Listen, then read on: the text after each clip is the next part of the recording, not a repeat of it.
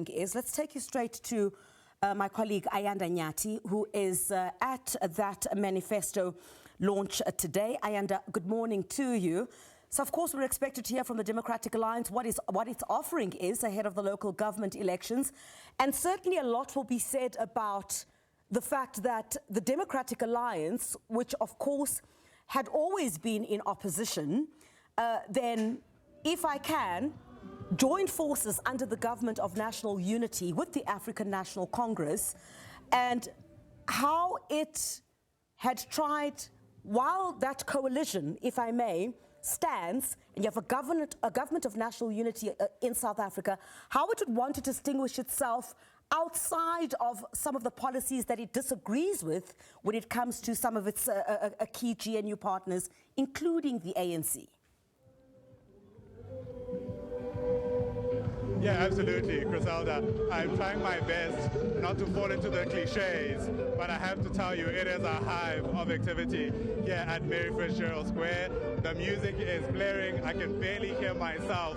But if I am to latch on to what you've just mentioned around this idea of how the DA has fared within the government of national unity, we've already heard from a number of mayoral candidates, including Helen Ziller, who's vying for the mayoral chains here in the city, that there are lessons learned. Even if the city doesn't deliver a clear mandate or a majority victory for them, they will not be working with organizations that do not share their values. Those are the words that she used.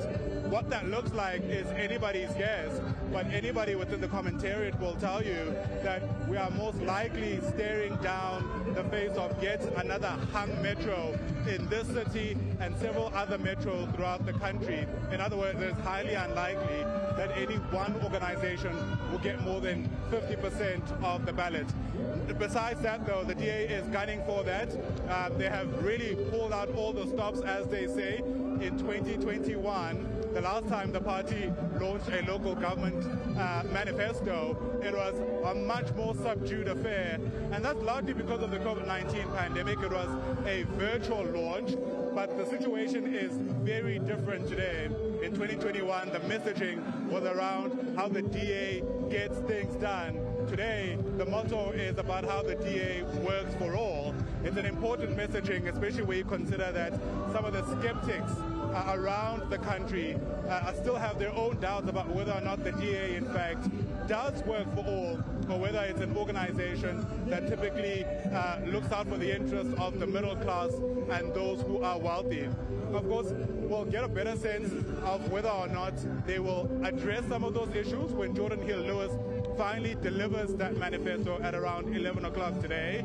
The party itself coming a long way from the days of the Democratic Party in 1994, when they were only able to get 7 seats in the National Assembly, to what happened in 2024, where there were 87 seats, making this organization the largest, or the second largest, I beg your pardon, in the country.